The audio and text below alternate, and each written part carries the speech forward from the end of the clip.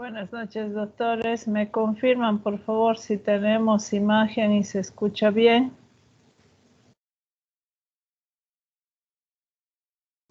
Sí, doctora.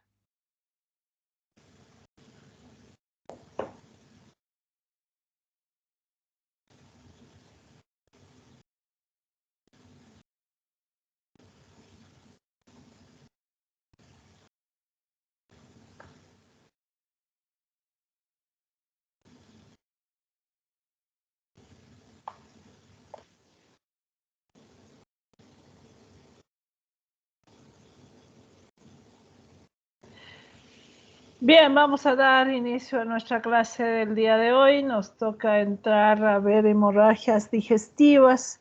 Por una cuestión didáctica, están unidas ambas hemorragias, tanto varicial como no varicial, en el afán de hacer comprender las grandes diferencias que existen tanto en el manejo como en el momento oportuno de atención en estos pacientes. Como es de costumbre, vamos a proceder a la lectura de nuestro caso clínico para con ello proseguir en la revisión bibliográfica. Tenemos un paciente de 25 años con cuadro de 3 horas de evolución, refiriendo vómitos de contenido sanguinolento en 3 oportunidades de más o menos 150 cc cada una, de posiciones negruzcas. Refiere que previo al mismo no refería ninguna sintomatología. Tiene antecedente de consumo enólico en las últimas 24 horas. Su laboratorio refiere una hemoglobina de 8, una urea de 20 y glóbulos blancos de 12.000. Al examen físico, la presión arterial 160, frecuencia cardíaca 98 por minuto. El paciente está diaforético, mucosas húmedas algo pálidas, abdomen blando y depresible, doloroso, epigastrio leve.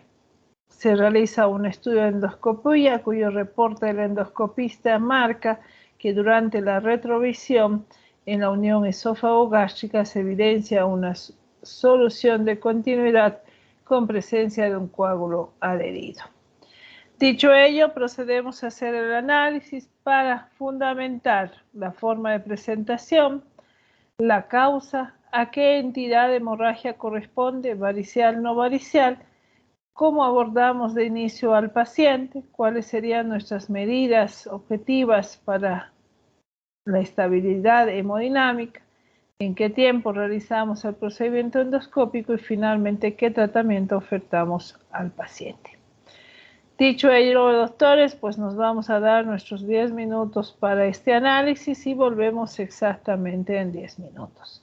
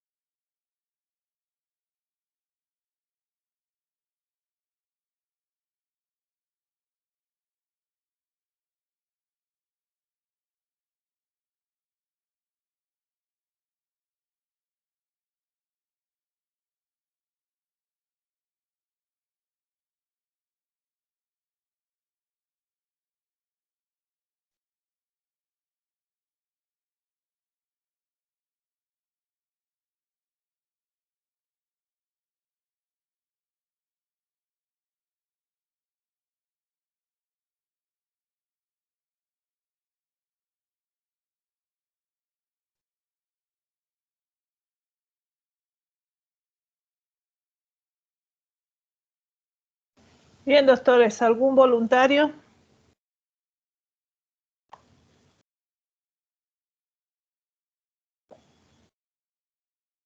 Anthony, lo escuchamos. ¿Cómo procedemos con el paciente? ¿Qué elementos tenemos para diagnóstico?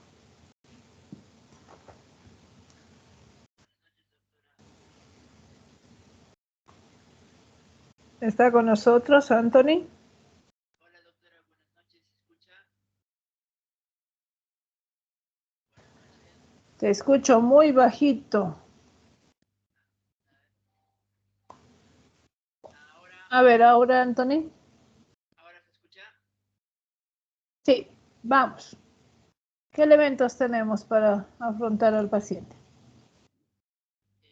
Bueno, yo pienso que es una hemorragia digestiva alta, la cual se debe a esta causa inicial. Es hacer endoscopia profunda de la zona torácica. En la radiografía antecordio decía que es la parte más delgada y que es por eso que de ahí tiende a sangrar. Entonces, y bueno, la presencia de melena me hace pensar que es una hemorragia digestiva alta. Ahora, para el tratamiento, ¿cómo deberíamos proceder? Lo primero sería estabilizar al paciente, eh, colocarle suero, ponerle oxígeno, asegurar vía aérea, o sea, todo lo que es el ABC, ¿no? Después de eso, ya que estamos en endoscopía, tratar de cauterizar ahí mismo, poner norepinefrina o algo así es lo que entendí.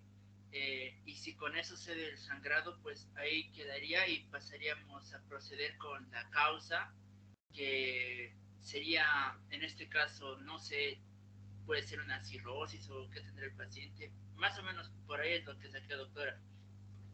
Bien, con todos los elementos que tenemos, será factible discernir si se trata de una hemorragia digestiva alta, varicial o no varicial. Tal vez Daniela Mercado nos puede ayudar con eso.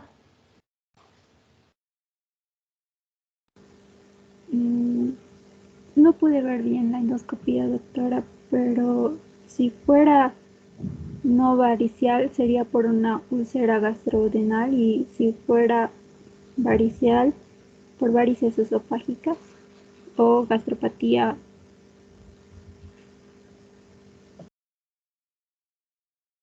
Bien, vamos a ver la imagen endoscópica para aclarar un poquito el punto. Esa es la imagen, doctora, así que es una descripción en una unión esofagogástrica de una solución de continuidad con un coágulo adherido. Ya con ese detalle le da para pensar en una varicial o una no varicial.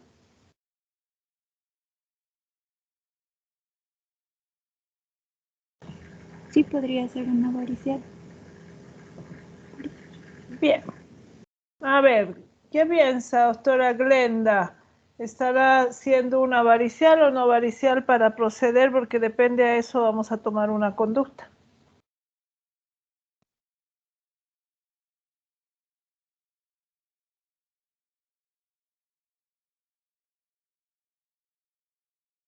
¿Está con nosotros, Glenda?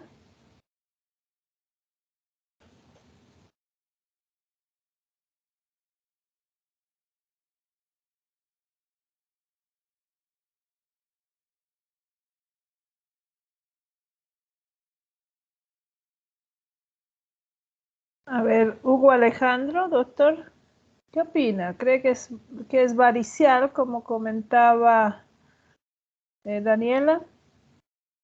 ¿O será no varicial?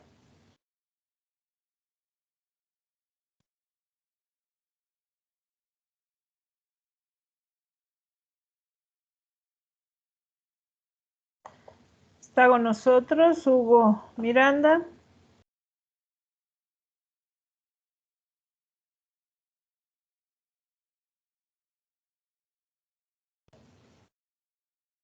Stephanie, tal vez. Prado.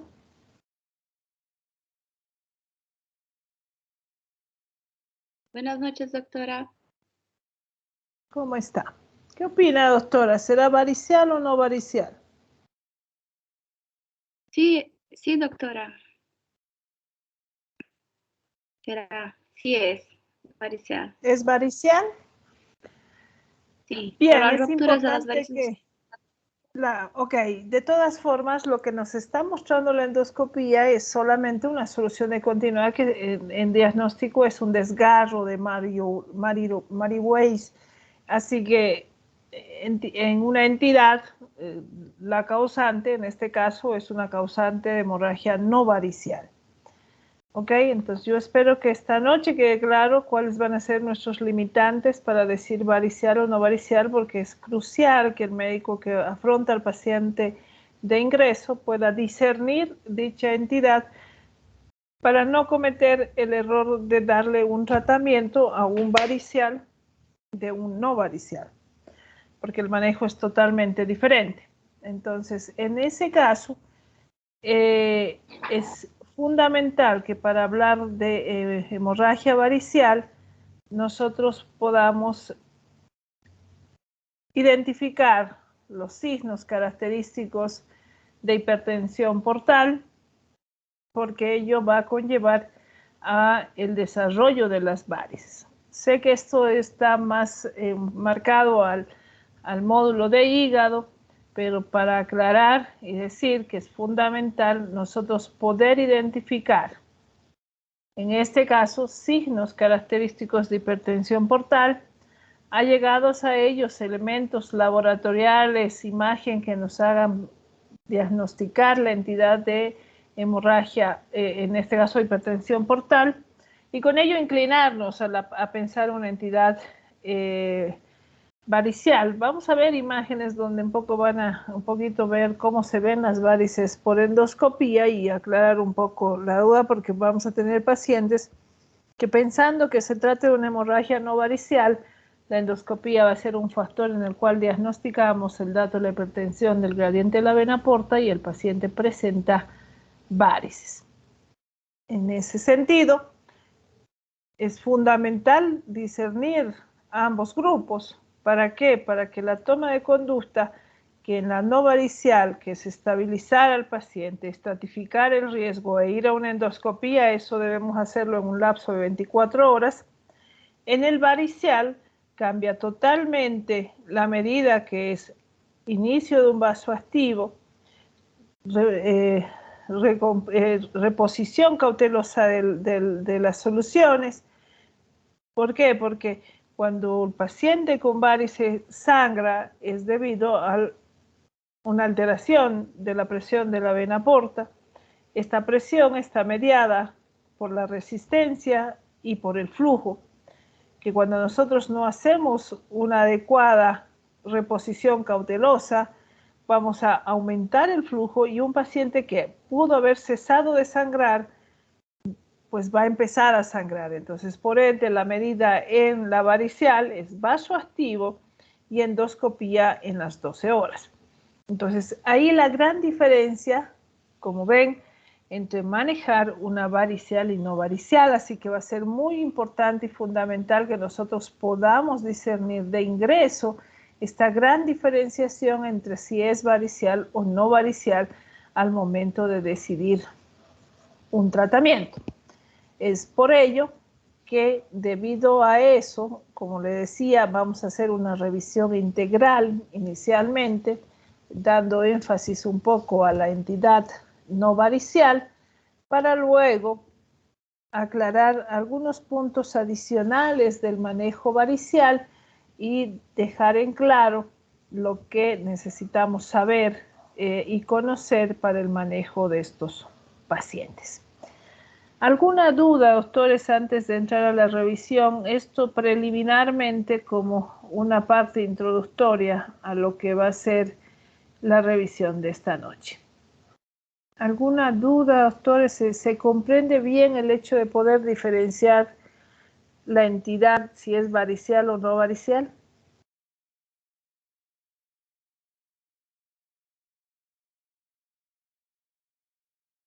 Doctora, disculpe, ¿será que puede volver a repetir la diferencia? Para la identificación, es decir, si clínicamente nosotros queremos identificar si se trata o no de una entidad varicial y no varicial, la varicial debe tener signos característicos de hipertensión portal. Es decir, todo lo que lleva a un cambio físico en el paciente cirrótico: ictericia, hipertrofia parotidia, arañas vasculares, circulación colateral, eritema palmar, atrofia de eminencia tenar hipotenar, edema, atrofia testicular, cambio de la posición del vello axilar o disminución del vello axilar, el cambio total del vello pubiano.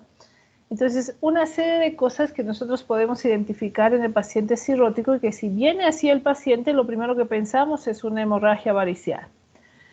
¿Qué no pasaría, por ejemplo, en la no varicial? Como en este caso, por ejemplo, el paciente viene con un antecedente solo de vómitos y luego empezó a sangrar.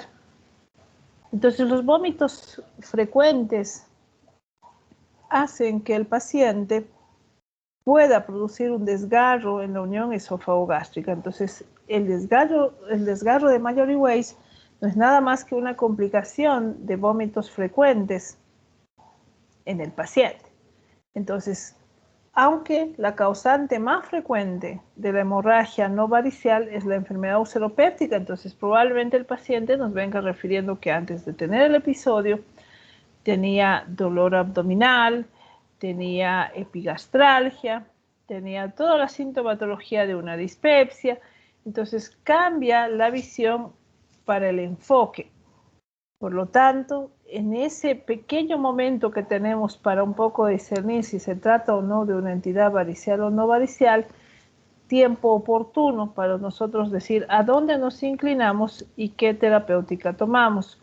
Que si fuera no varicial, decimos estabilidad hemodinámica, estratificación de riesgo y endoscopía en un lapso de 24 horas. Si es varicial, inicias un vasoactivo y haces endoscopía en el lapso de las 12 horas. No sé si ahí aclaramos la duda, doctora. Sí, doctora, gracias. Perfecto. ¿Alguna otra duda, doctores, antes de pasar a nuestra revisión bibliográfica?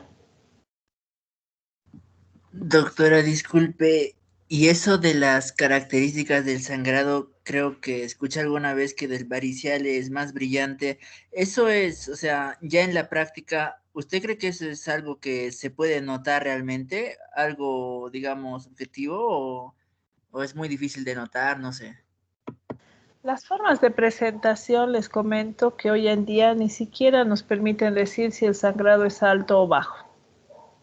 Ya, entonces, actualmente están catalogadas solo como formas de presentación. La hematemesis, el tener un vómito en borra de café, un vómito porráceo, enteramente solo describe una forma de presentación, mas no describe la característica ni la etiología del sangrado, ¿no? Entonces, por lo tanto, como anuncié, ninguna forma de presentación es característica de ningún tipo de sangrado. Así que con ello creo que ya aclararíamos esa idea de que cuando vamos y nos cuentan o identificamos una forma de presentación, eso no difiere, ¿no? No cambiaría la forma de cómo proceder.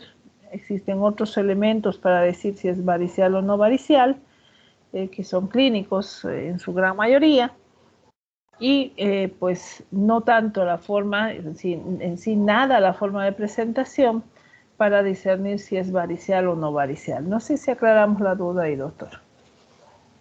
Sí, doctora, gracias.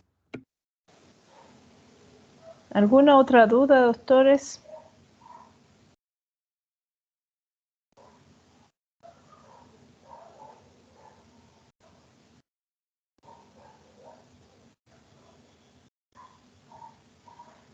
Bien, vamos a proceder a nuestra revisión bibliográfica. Como he anunciado, va a hacer una revisión un poco en conjunto para entender y poder aclarar las entidades, pero muy al final vamos a reforzar un poquito la varicial. ¿Qué se entiende? Se entiende por hemorragia digestiva alta el sangrado producido por lesiones ubicadas entre el esófago y el duodeno. Es una causa frecuente de hospitalización en el mundo y se presenta con una incidencia entre 40 a 150 casos por cada 100.000 habitantes. La etiología varía según la población estudiada y la edad, siendo las úlceras pépticas, en este caso duodenales y gástricas, las que dan cuenta de 1/3 de todas las causantes del HDA en el adulto. Le siguen los sangrados por enfermedad erosiva de la mucosa, ya sean gástricas, duodenales, esofágicas. La hemorragia asociada a varices esofágicas está en tercer lugar como en una serie de análisis dentro de nuestras causantes de hemorragia digestiva. En cuarto lugar está el síndrome de Mallory-Weiss. Es un desgarro mucoso y submucoso inmediatamente distal a la unión gastroesofágica, provocada por un aumento brusco de la presión intraabdominal, habitualmente asociada a la emesis.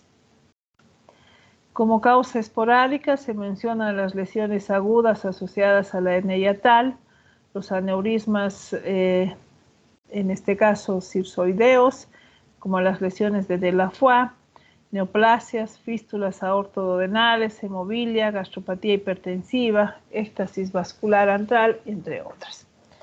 La ausencia de la lesión identificable puede llegar hasta un 20% en pacientes tras una primera endoscopía, y vamos a tener un tema especial para hablar de la hemorragia intermedia o de las hemorragias de origen oscuro. Si bien existen clasificaciones según cuantía o por forma de presentación, la clasificación que cambia el manejo divide al HDA en secundaria varices, esófago-gástricas, es decir, asociadas a una hipertensión portal. Como veremos en su debido momento, las varices se dividen en varices esofágicas, esófago-gástricas y varices gástricas. Las no variciales, esta distinción resulta fundamental, pues en la primera, en su mayoría en pacientes con daño hepático crónico, que presentan sangrado o presentan un episodio de resangrado, se asocia a riesgo de desarrollo de una falla hepática aguda sobre una crónica, con posibilidad de fallecer secundario a infección o disfunción orgánica. Aquí tenemos una gráfica que nos va a permitir un poco hacer discernir las posibilidades y grandes diferencias que existen en la entidad. Tenemos, por ejemplo, la no varicial con una mortalidad hasta el 10% y la varicial hasta un 40%. La evolución autolimitada hasta un 80% en la no varicial y en la varicial recidivante. La endoscopía diagnóstica y terapéutica urgente de 12 a 24 horas y la varicial antes de las 12 horas. El uso del inhibidor de bomba de protones en altas dosis para la no varicial y no recomendada en la varicial. Los vasoactivos, como marcábamos, no requerido en la no varicial y previo a la endoscopía el inicio de la misma en la varicial. Antibióticos no se requieren en la no varicial. En la varicial sí, porque vamos a ver que es muy importante prever algunas descompensaciones en el paciente cirrótico. La terapia endoscópica solo en sangrado activo y de alto riesgo si es no varicial, y en la varicial siempre, aunque el paciente no esté con un sangrado activo. Dentro de las causantes de la no varicial vamos a tener a la úlcera péptica, al desgarro de Major Weiss, la gastritis erosiva, la duodenitis, la úlcera esofágica, los tumores, las malformaciones vasculares como las angiodisplasias y otros. La mortalidad se ha reducido tanto en la hemorragia asociada a varices como a la no varicial. En esta última es tan baja como un 2% en una serie de estudios en los Estados Unidos y alcanza un 10% en los europeos.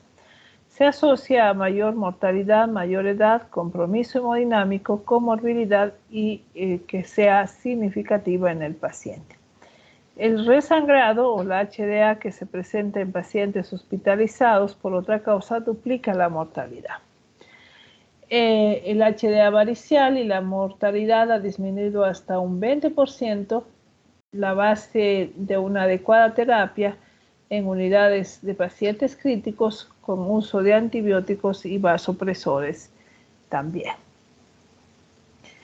Pese a esto, la mortalidad actual se mantiene en gran medida asociado a lo avanzado de la cirrosis y la presencia del compromiso de otros órganos o sistemas, pudiendo duplicar hasta triplicar la mortalidad mencionada en pacientes que están, por ejemplo, en resangrado o estadio C según la clasificación de Child-Pugh o esté asociado a un síndrome hepatorenal tipo 1. Que es importante saber del manejo preendoscopía, diagnóstico y pronóstico del paciente. El diagnóstico incluye establecer no solo si existe sangrado digestivo, sino también evaluar por medio de la anamnesis y examen físico los elementos de severidad, es decir, realizar una estratificación de riesgo. La presencia sola de melena no establece la severidad, pudiendo aparecer hasta con 60 ml de sangrado. En contrapartida, la hematemesis traduce un sangrado mayor, habitualmente superior a 500 ml, pudiendo aparecer con sangrados menores en gastrectomías parciales, incluidas las cirugías bariátricas o en el contexto de un síndrome de Major Weiss, en la cual adecuada anamnesis establece muchas veces el diagnóstico. Del mismo modo, se debe evaluar diagnósticos diferenciales como epistaxis, deglutidas, hemostisis, entre otras, para hacer el diagnóstico diferencial de una hemorragia digestiva alta. Se debe interrogar dirigidamente por síntomas previos al sangrado, tiempo y duración de los síntomas. Es importante calcular la cantidad de la pérdida hemática, episodios previos, uso de fármacos, en esencial antiinflamatorios, antiagregantes, anticoagulantes, historia de vómitos alimentarios previos al sangrado y, por supuesto, tiempo de ayuno. Signos como la lipotimia, ortostastismo, síncope, la oligoanuria, palpitaciones sugieren un sangrado mayor. La presencia de confusión, agitación o compromiso de conciencia puede estar en contexto de compromiso hemodinámico inadvertido a anemia severa. La hematoquesia asociada a compromiso hemodinámico sugiere un HDA de importancia cuantía. Quiere decir, cuanto mayor cantidad es el sangrado, evidentemente la deposición será más acelerada y estaremos evidenciando la hematoquesia. Del examen físico completo, no olvidar documentar la presión arterial, el pulso, la perfusión clínica, el estado de conciencia, el tacto rectal, los signos sugerentes del daño hepático crónico. Se debe buscar equimosis, petequias, otros hallazgos que sugieran también el estado de la coagulación del paciente. Entonces, por lo tanto, la revisión generalizada del paciente nos ayudará a tener una idea exacta de lo que sucede. Junto con lo anterior, realizar exámenes de laboratorio donde no pueden faltar hemoglobina, recuento de plaquetas, tiempo de protrombina, nitrógeno ureico, creatinina, perfil hepático, clasificación para el tipo sanguíneo. Es importante pues acelerarlo dentro de la prioridad y la gravedad de los casos, ya que según la edad y la severidad solicitar además el detalle de algunos exámenes adicionales como lactato o las enzimas cardíacas de ser necesarias. En la práctica clínica no siempre es sencillo frente a una hemorragia digestiva establecer si corresponde a un alto o bajo riesgo. Es por eso que vamos a aprender a hacer uso de algunos scores importantes para hacer y identificar la estratificación en pacientes con hemorragia digestiva alta no varicial. La melena no siempre es sinónimo de HDA y la hematoquesia se puede observar tanto en HDA severa como en este sentido, en los casos en que no pueda descartarse el origen alto, se deberá manejar con tal de esperar un estudio endoscópico, pues la mortalidad y el manejo tienen diferencias sustanciales. Del mismo modo, es imperativo establecer que si uno está manejando un HDA de origen varicial o no. Para ello, junto con la historia del examen físico, el laboratorio nos puede orientar, siendo excepcional, encontrar una hemorragia por varices con recuento plaquetario normal o aminotransferasas también normales, que también eso puede suceder cuando afrontamos al paciente. Considerar además que en pacientes con cirrosis, menos del 15% presenta un HDA no asociada a hipertensión portal.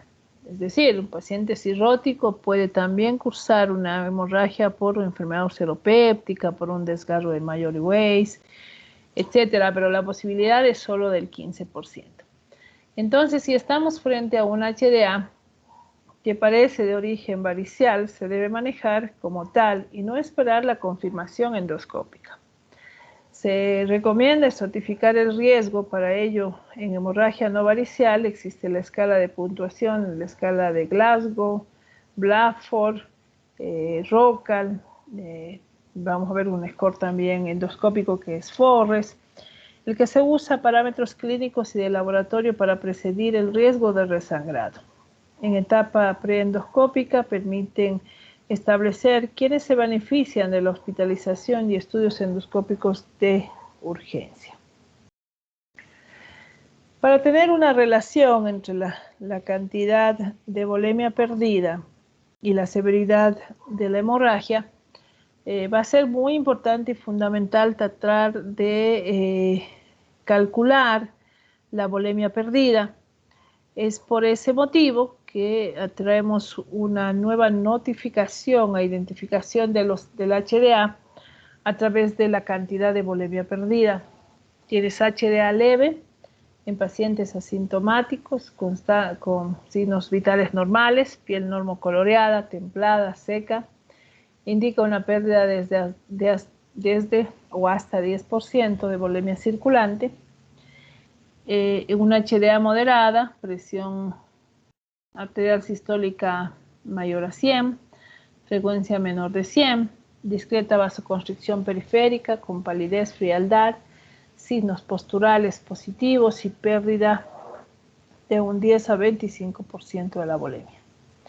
En HDA grave tenemos presión arterial sistólica menor de 100, frecuencia cardíaca entre 100 a 120, paciente está taquipneico, con una intensa vasoconstricción periférica, palidez intensa, frialdad, sudoración, inquietud o agitación, oliguria, signos posturales positivos y pérdida de un 25 a 35% de la bulimia.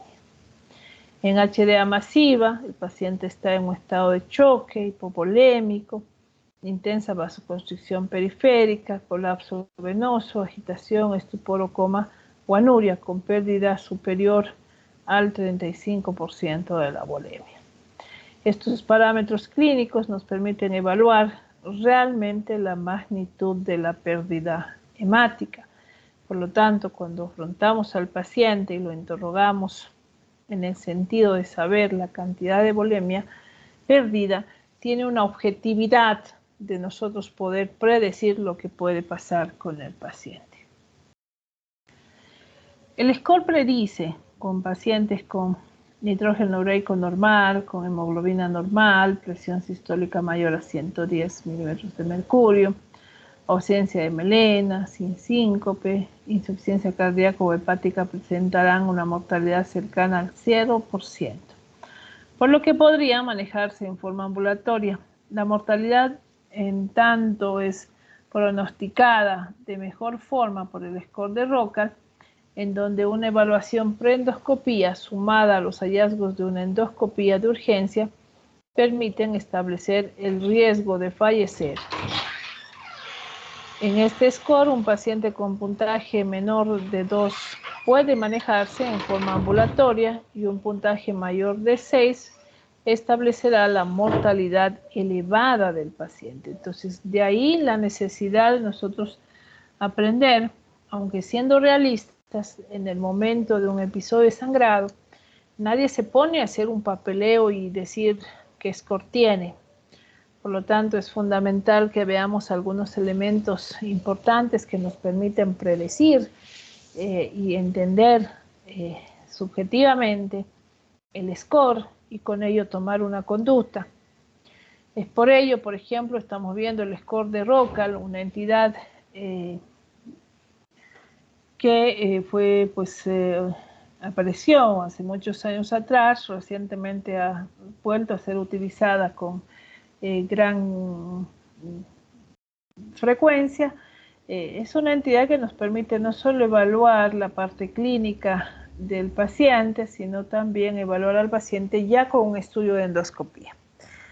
¿Qué evalúa? Evalúa la edad, el estado hemodinámico, las enfermedades coexistentes, desde enfermedades cardíacas, renales, y dentro de los procedimientos endoscópicos no solo evalúa la enfermedad ulceropéptica, sino también a las otras alteraciones como el desgarro de Mallory-Weiss, como el cáncer, y con ello las posibilidades de qué tipo también de sangrado presentan y cómo se procede a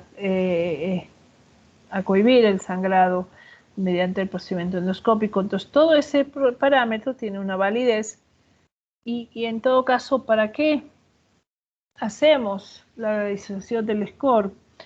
Estamos viendo un trabajo en el cual pacientes que han tenido scores mayores a 8 ascienden a una posibilidad de mortalidad hasta del 40%. Entonces, ahí la importancia del por qué se realiza esta evaluación y cómo esta entidad nos puede predecir para nosotros dar una información lo más preciso a la familia y no entrar en el malentendido de que mucha gente dice vino caminando y se murió. Entonces las posibilidades de mortalidad ascienden a través del puntaje de score. Ahí estamos viendo el score de Blackford, un score donde se mide el nitrógeno ureico, la hemoglobina, la presión sistólica, la frecuencia cardíaca y algunas otras variables como la melena, el síncope, enfermedades hepáticas, cardíacas que pueden asociarse a una hemorragia no varicial.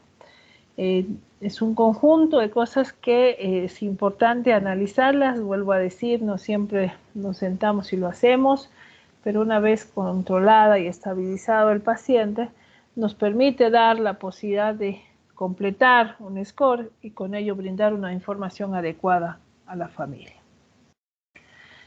¿Qué es importante saber dentro del manejo preendoscópico en lo que vamos preparando al paciente para ir a un procedimiento de cohibición de sangrado?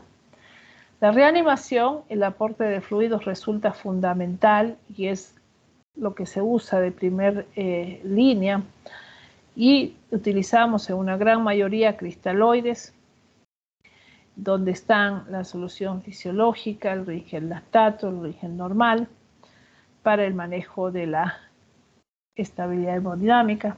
Sigue siendo válido 2 vías periféricas gruesas junto con monitoreo hemodinámico y aporte según metas.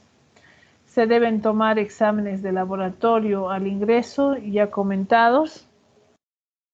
Se debe tomar exámenes de laboratorio al ingreso también y evaluar la necesidad de intubación orotraqueal en caso de hematemesis y compromiso de conciencia o cuando la comorbilidad lo justifique. Es muy importante porque esta parte inicial es fundamental porque lo hacemos nosotros, los médicos que tenemos contacto por primera vez con el paciente. ¿Cómo establecer el riesgo? Resulta fundamental establecer el riesgo de resangrado y muerte. Esto define el lugar para el manejo y la necesidad de endoscopía. Para esto, junto con evaluar la comorbilidad, situación hemodinámica, la disfunción de órgano en todo paciente con HDA, es necesario establecer la suficiencia hepática con fusión de Scormel.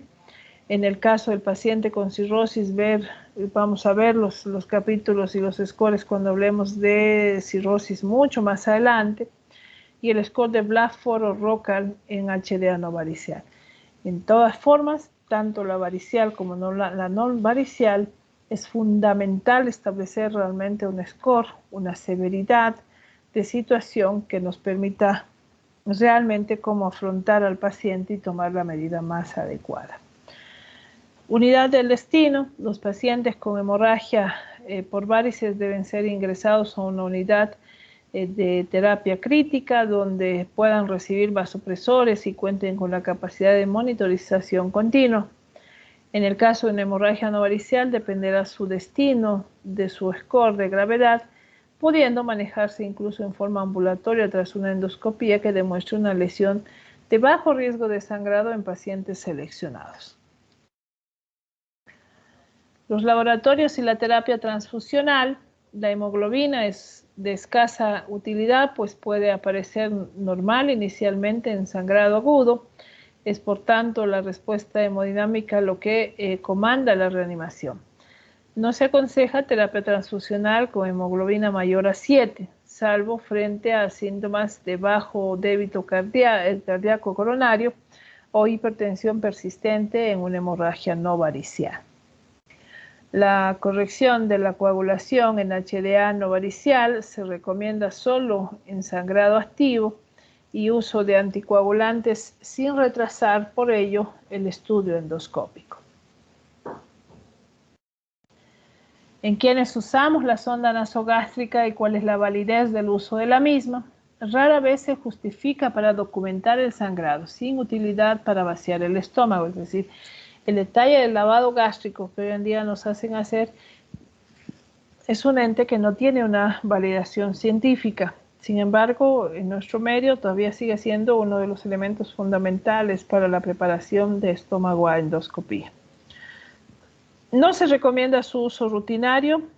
Inhibidores de la bomba de protones, administrándolos previamente en endoscopía, en una endoscopía alta con HDA no varicial, reduce la necesidad de una terapia endoscópica. Realmente es un elemento fundamental que hay que considerarlo. Se ha demostrado que el beneficio versus placebo en dosis de omeprazol 80 miligramos en bolo seguido de 8 miligramos hora.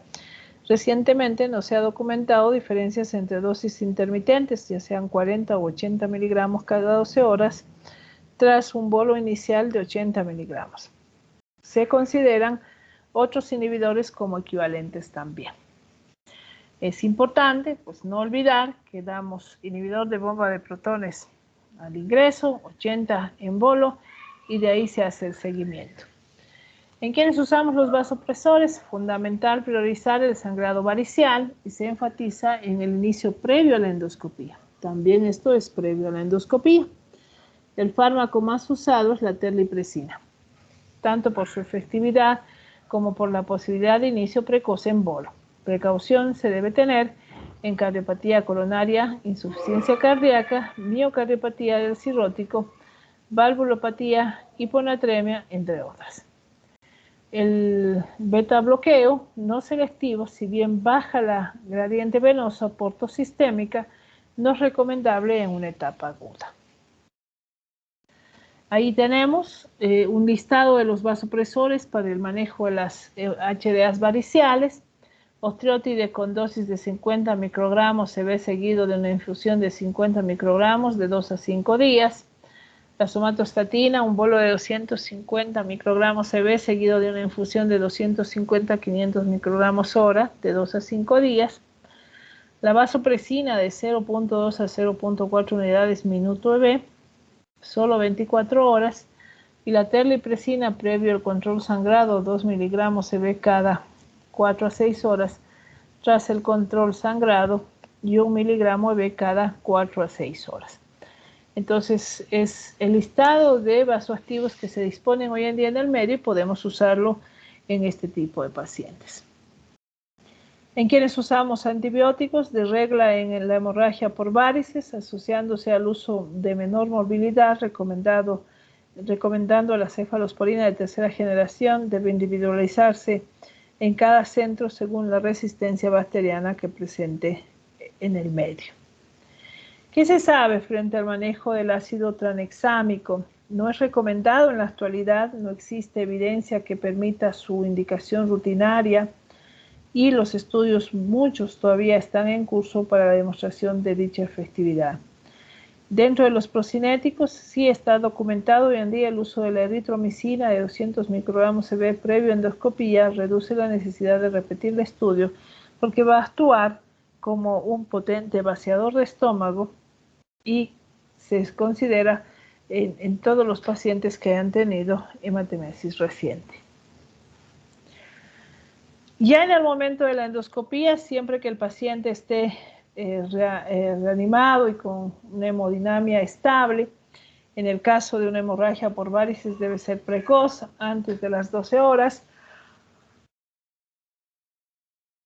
En HDA no varicial se considera endoscopía de urgencia entre las 12 a 24 horas. El diagnóstico, hacer el diagnóstico existiendo incluso resultados desfavorables con endoscopías realizadas antes de las 6 horas en pacientes de riesgo, probablemente por la falta de adecuada reanimación. Antes de llamar al endoscopista, uno debe evaluar la edad, las comorbilidades, las horas de ayuno, el compromiso hemodinámico, los laboratorios básicos, datos que resultarán fundamentales para establecer el momento y requisitos para el estudio endoscópico. Permitirá, del mismo modo, definir la necesidad de intubación orotraqueal previo a un estudio dependiendo del estado del paciente y los medios que estamos usando para la reanimación del paciente. Dentro de esa estabilidad hemodinámica, en un paciente con hemorragia no varicial que no logra estabilidad hemodinámica, debe considerarse la necesidad de una cirugía o manejo por radiología intervencionista. Efectuar, si las condiciones lo permiten, una tomografía computarizada con base arterial que entregue información topográfica a radiólogos o cirujanos que vayan a ver o planificar una cohibición quirúrgica. El manejo endoscópico es muy limitado en estos pacientes y solo debe considerarse como apoyo de un equipo quirúrgico. Dentro del manejo endoscópico, la endoscopía es un estudio invasivo diagnóstico terapéutico que se asocia a un buen manejo pre- y posendoscópico, reduce la necesidad de transfusión, cirugías, mortalidad en HDA. Paralelamente establece el pronóstico de hemorragia no varicial, es la base para definir el manejo posendoscópico necesario. Desde el punto de vista terapéutico, la sola presencia de varices esofágicas o gástricas obligan a su tratamiento endoscópico de no existir otra causa que explique el sangrado. La terapia de elección de las varices esofágicas van a ser las ligaduras y las bandas, que las vamos a ver un poquito más adelante. En caso de sangrado activo que no se logra controlar endoscópicamente, se debe considerar el uso de una sonda, la Senstacker-Blamore, cuando existe experiencia. Es importante instalar una prótesis metálica autoexpansible también cuando los sangrados son masivos, con ventaja sobre la primera, que pequeños estudios comparativos han demostrado la efectividad de una endoprótesis recubierta. Aún así, debe considerarse ambas como terapias de rescate o puente. En el caso del HDA no varicial, se reserva la terapéutica endoscópica o lesiones con sangrado activo a alto riesgo de resangrado, como por ejemplo vaso visible o eventualmente frente a coágulos adheridos, es decir, como en el Forest 2B. Vamos a ver a continuación de qué estamos hablando. Estas son las recomendaciones importantes para ir a un procedimiento endoscópico. La ventaja de realizar una endoscopía precoz va a permitir detectar pacientes de bajo riesgo y evitar su ingreso, permite aplicar terapia en los de alto riesgo y evitar la cirugía. Como conclusión, disminuye la mortalidad del paciente cuando uno lo realiza en tiempo oportuno. Pero ¿cuándo está contraindicado hacer una endoscopía? Cuando el paciente tiene un infarto agudo de miocardio, tiene insuficiencia respiratoria grave, tiene una cirugía reciente, tiene datos de perforación de una víscera hueca o hay inestabilidad hemodinámica. Además, es importante que para ir a un procedimiento endoscópico el INR debe estar entre 1,5 a 2, que es el marcador que nos permitiría ir a una endoscopía alta. Esta es la clasificación de Forres, una entidad que promueve también el detalle de un resangrado. Estamos viendo en la primera imagen Forres 1A, es un sangrado en chorro. El Forres 1B es un sangrado en mapa o un sangrado en babeo. El Forres 2A es un vaso visible. El 2B no la tengo, es un coágulo adherido, lo vamos a ver más adelante. El 3C es una fibrina con una mancha grisácea en el centro, y el Forres 3, que es una mancha blanca.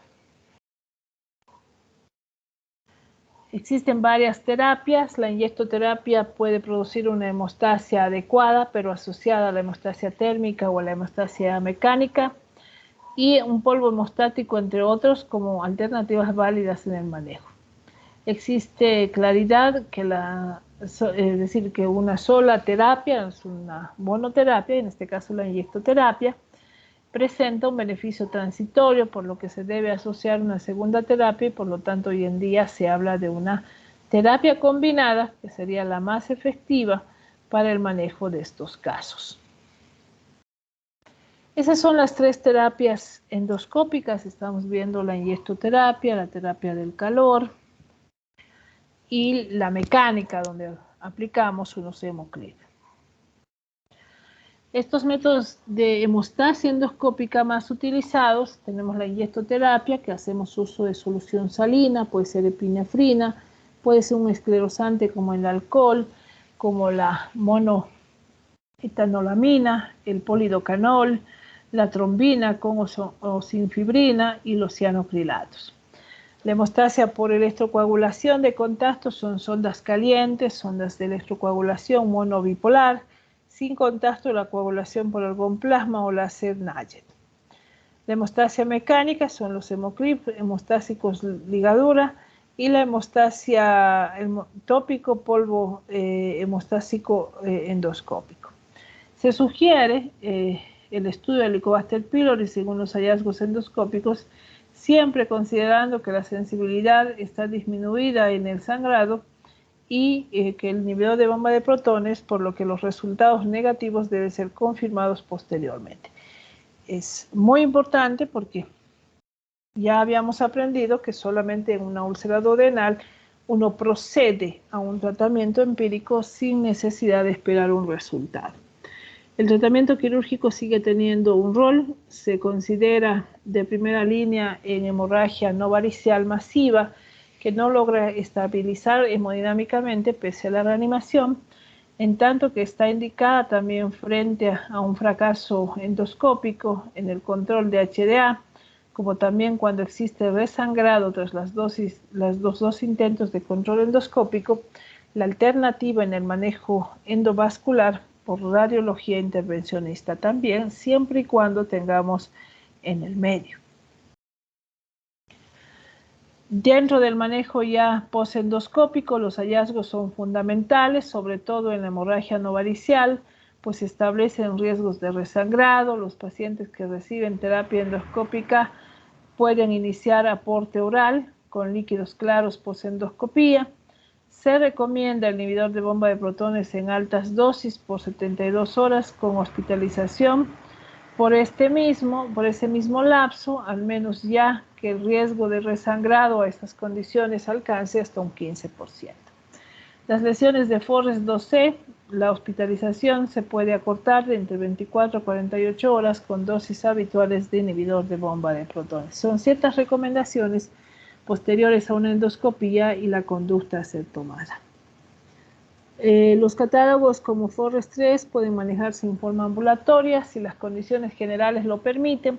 Tiene acceso a una nueva consulta oportuna, atención ya que en ellos el riesgo de la posibilidad de un resangrado es menor al 0.6%. En pacientes con sospecha de HDA o EDA sin hallazgos, se debe considerar repetir el estudio antes de plantear una hemorragia de probable origen de intestino medio. Cuando veamos hemorragia de causa de origen oscuro, nos permite un poco ver cómo vamos a repetir algunos estudios para identificar puntos ciegos que podemos tener durante el procedimiento.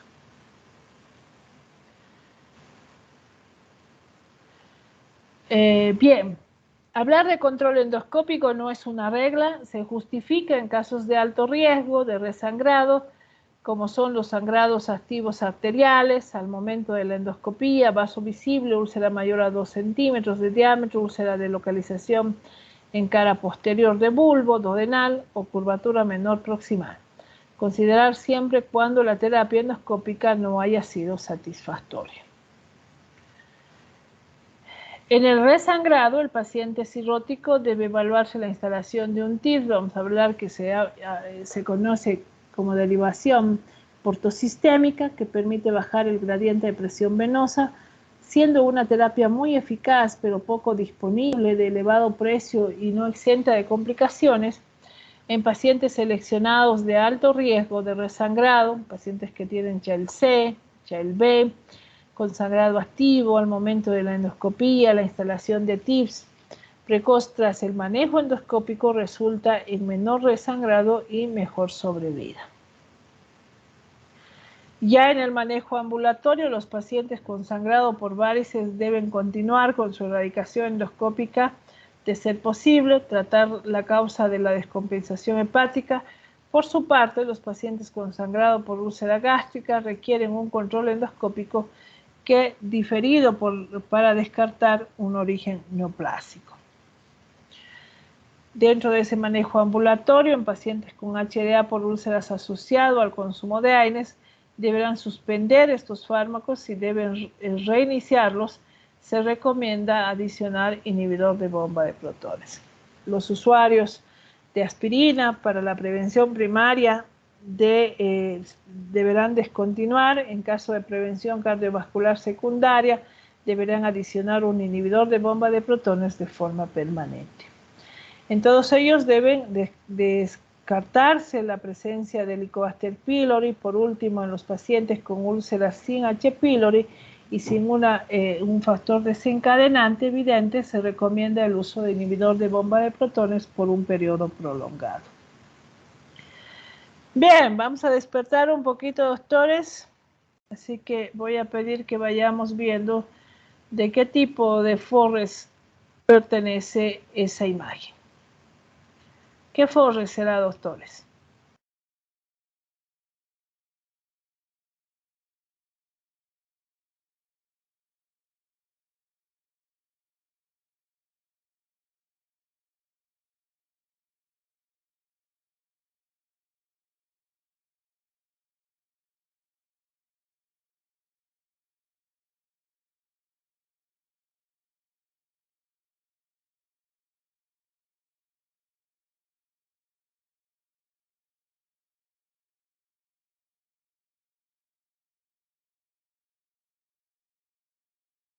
Vamos, doctores, ¿qué forre será?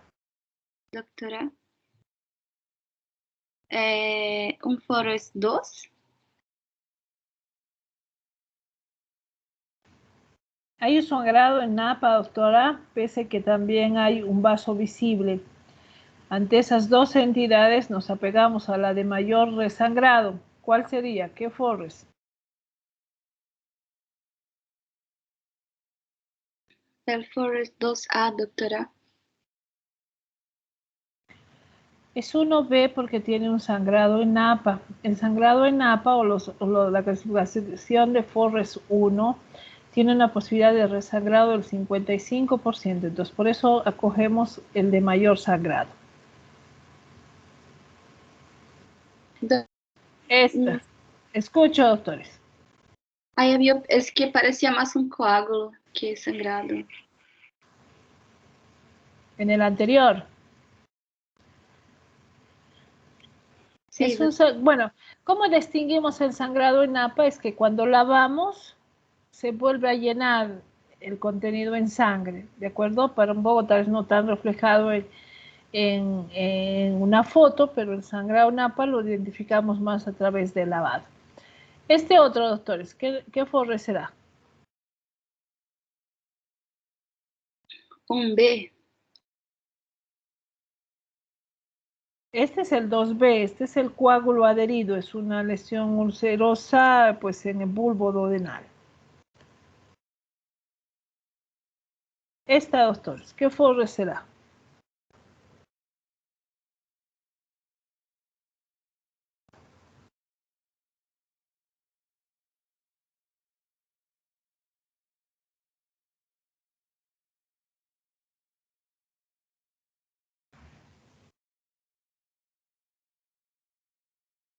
Es un vaso visible, ¿ven? El nicho ulceroso es grande, pero tiene un vaso visible. ¿Qué forre será? 2A. Es un 2A. Esa otra, doctores, ¿qué forre será? Un A. Es 1B porque también, como verán, tiene un sangrado en napa. El 1A, doctores, no olviden, es ese chorro que vemos como una pileta que sale la sangre. Tiene sí un coágulo adherido, pero tiene un sangrado en napa. Entonces, ¿cómo se procede en este caso? Hemos hecho la remoción del coágulo y hemos aplicado una terapéutica tras la remoción del coágulo, como indica la recomendación. Bien, ¿alguna pregunta hasta ahí, doctores?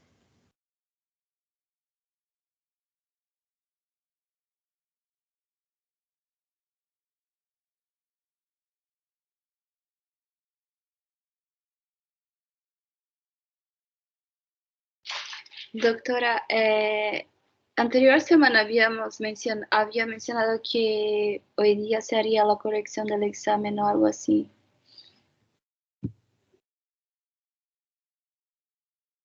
Corrección del examen, no. Sí me pidieron hacer algunas énfasis en caso clínico y dijimos para no dar retraso, hoy vamos a continuar con el enfoque de nuestros casos clínicos también.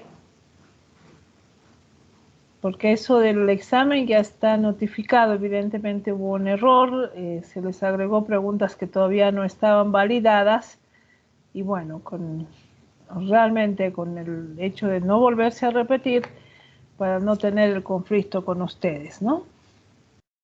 Bien, si no tenemos dudas sobre el tema, doctores. Creo que no, doctora. Perfecto, vamos a continuar entonces con nuestra revisión bibliográfica. ¿Qué es importante saber de la terapia farmacológica? Una vez que se realiza la endoscopía terapéutica, se inicia inicialmente, antes de la endoscopía, hacemos un bolo de omeprazol de 80 miligramos y luego seguimos con una infusión a 8 miligramos hora durante 72 horas para disminuir el riesgo de resangrado. Si la hemorragia no reaparece, se continúa con el omeprazol por vía oral, 20 miligramos día. Se puede usar otro inhibidor de bomba de protones en dosis equivalente también, como pantoprazol, esomeprazol, lansoprazol. Si ocurre un resangrado, se realizará una nueva inyección endoscópica terapéutica de adrenalina de la misma forma que la primera.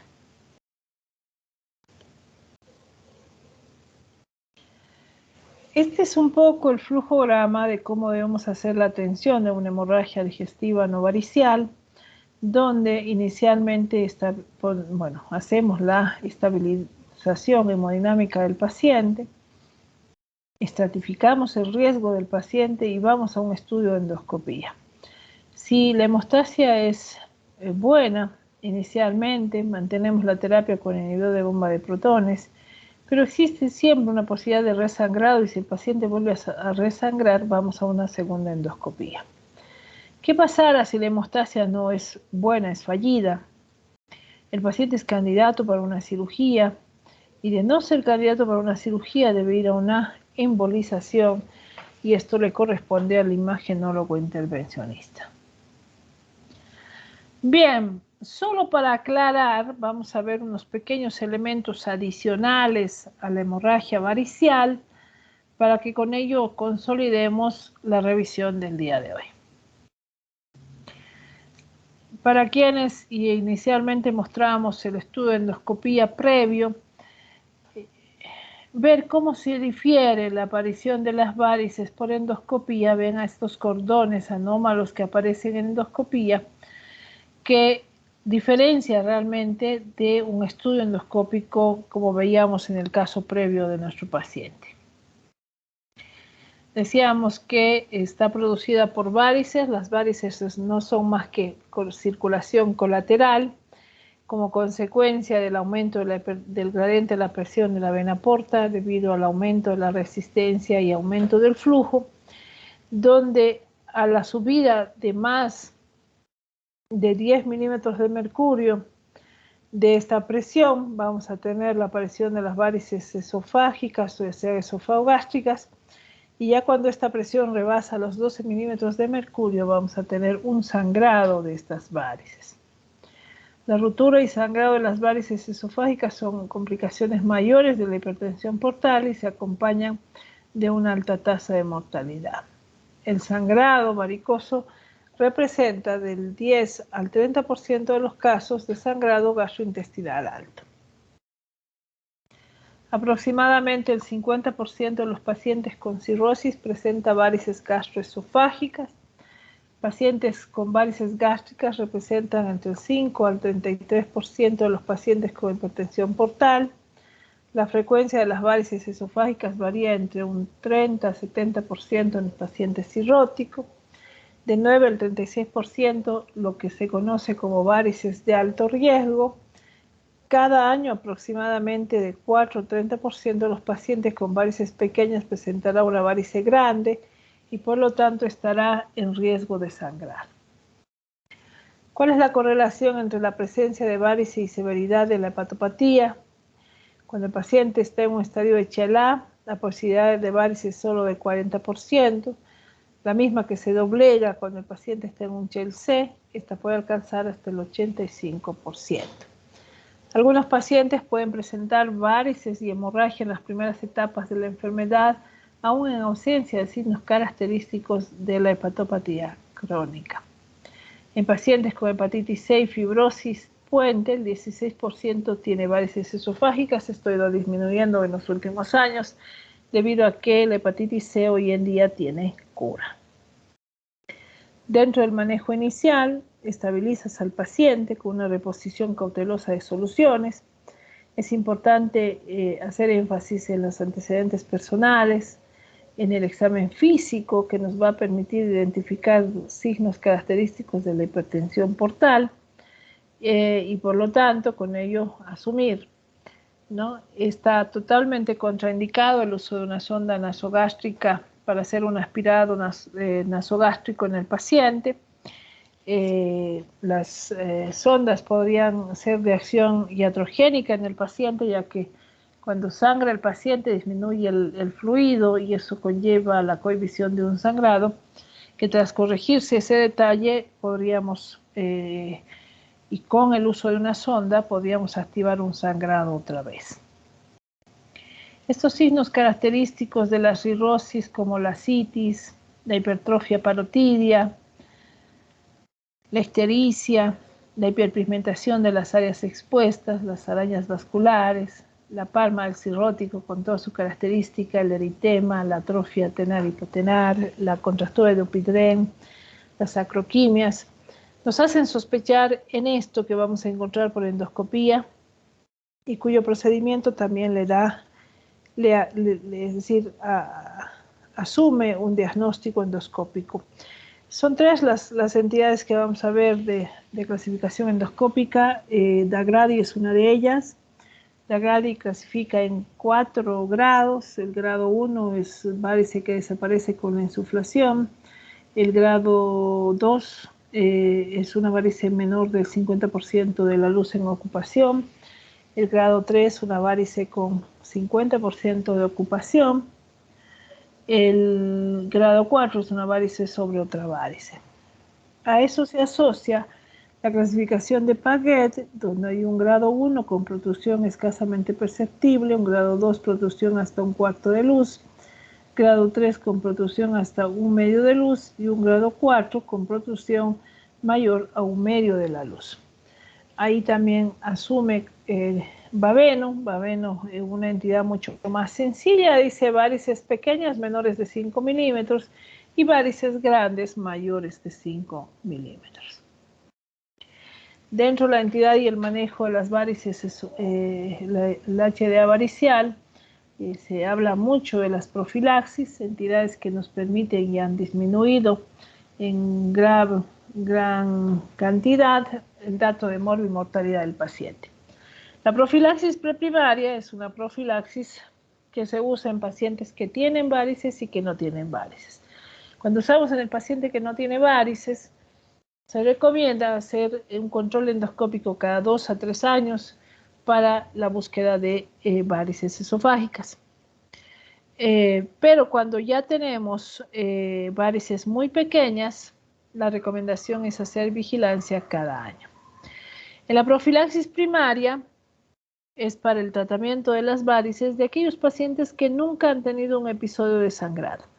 Entonces aquí es fundamental el antecedente del paciente que nos corrobore el detalle de no haber cursado en ninguna oportunidad con un episodio de sangrado. La profilaxis secundaria es para todo paciente que ha tenido algún episodio de sangrado y en el cual se va a asumir una terapéutica. ¿Cuáles son esas terapéuticas profilácticas? En general, en la profilaxis primaria se recomienda usar simplemente un beta bloqueante, en este caso propanolol, o hacer uso de una endoligadura, aunque el medicamento se lleva a la flor. En la profilaxis secundaria cambia la situación y la recomendación es hacer biterapia, es decir, hacer endoligadura y asociar a la endoligadura un beta bloqueante. En un proceso agudo podemos hacer endoligadura, escleroterapia, hacer uso de los vasoactivos y con ello, dentro de la profilaxis terciaria hay una descripción de un trabajo bastante interesante donde hacen la aplicación de argón plasma congelado en el área que corresponde a la varice erradicada. El tratamiento y manejo profiláctico del paciente cirrótico podría terminar siendo un complejo, por lo tanto algunas recomendaciones a seguir: si el paciente está bebiendo hasta el momento de ingreso, hay que iniciar una medida de, en este caso, de no beber. En todo caso, es muy importante tener los detalles para evitar complicaciones en el paciente cirrótico. En este caso, el paciente no bebe, puede entrar en un síndrome de abstinencia y por lo tanto, ante ese dato de la abstinencia, hacemos uso de la tiamina. Para evitar encefalopatía, ya que la hemorragia como tal es un causante de la encefalopatía, podemos hacer uso de la astulosa, podemos hacer uso de L-ornidato. Entonces, una serie de medicamentos que evitan que el paciente debute con encefalopatía.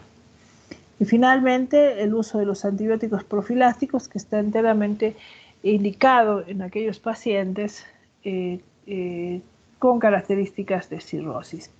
Puedes usar ciprofloxacina, puedes usar norfloxacino, que son los recomendables. En quienes usamos los vasoactivos, en todo paciente que sospechas hemorragia varicial, inicias desde un ingreso con un vasoactivo. Y en ese caso, estaríamos hablando de la somatostatina, la terlipresina, como la recomendación nos decía, que es la más efectiva entre las todas ya descritas. ¿Qué son los vasos en sí? Las varices esofágicas no son más que vasos colaterales que nacen de los vasos cortos y van a ir a afectar esófago, estómago, para darnos los diferentes tipos de varices, como vemos en la imagen: varices esofágicas y varices gástricas. Hablábamos en un momento de las famosas uso de sonda de Senstaken. Son sondas que de doble balón, que nos permite hacer una cohibición del sangrado varicial, ya sea esofágico, gástrico, por compresión de la varice, con la recomendación de no permanecer insuflada a más de 12 horas, 12 a 24 horas, para evitar una necrosis de la pared. Y ahí, con la indicación entre 200 a 100 cc la esofágica y de 100 a 300 cc la gástrica, pero además que debe estar traccionada. Ya como ven en la imagen, le hacen un efecto de tracción. En el centro que yo me formé teníamos un casco de fútbol americano y fijábamos la sonda en la rejilla anterior del casco. Esa es la sonda Senstaken de doble balón, y pues esas amarguras de ingresar donde se vuelve todo un lago de sangre son corregidas de forma muy automática cuando hacemos la aplicación del vasoactivo. En quienes hay que recomendar el TIP: en aquellos pacientes que tienen resangrados muy frecuentes, pese a un segundo procedimiento endoscópico. Pero hay que evaluar a estos pacientes debido a que es oportuno de que esa intervención sea siempre en estadios tempranos de la cirrosis. Complicaciones situacionales en las cuales ingresamos, hay sangre, hay coágulos, no sabemos de dónde nace, cómo viene. Ello complica realmente la decisión de una toma, es decir, la realización de un procedimiento con endoligadura adecuada. ¿En qué consiste la endoligadura? Como verán en imagen, no es nada más que colocarle unas bandas a las varices, que cuando cogemos el sitio de sangrado hará el muñón blanco, que cuando no cogemos el sitio de sangrado el muñón se quedará rosado. ¿Cuál es la secuencia a través del cual las bandas permiten la erradicación varicial? Verán que a los 5 días todavía tenemos las bandas. A los 7 días hay una caída de las bandas con unas ligeras formaciones ulcerosas. Y ya a las 2 semanas ya tenemos el proceso de cicatrización. Por lo tanto, la recomendación es no verificar, no ver nada hasta haber completado las 2 semanas. Esto que vemos en imagen no se debe hacer, simplemente para tener una idea de cómo prosigue después de la ligadura y ustedes comprender con las imágenes. Las varices esófago-gástricas y varices gástricas tienen ligada su clasificación con Sarin. El GOV1 es la varice que va a la curvatura menor, la GOV2 es la varice que va a la curvatura mayor, el IgB es la varice del fondo gástrico y el IgB2 es la varice de antro. Ahí en imagen para ustedes entender cuál de ellas son las esófago-gástricas y cuáles las gástricas.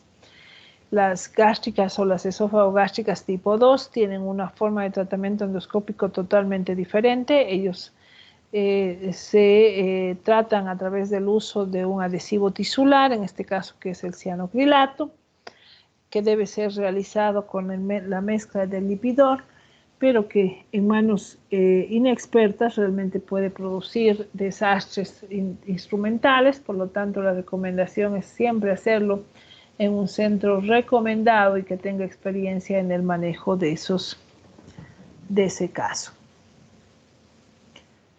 Bien, doctores, ¿alguna pregunta, alguna duda? Creo que ha sido toda la parte de la revisión bibliográfica a tener conocimiento para este tema.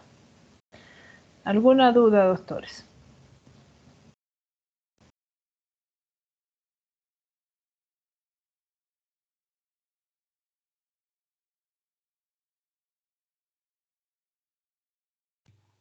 Creo que no, doctora.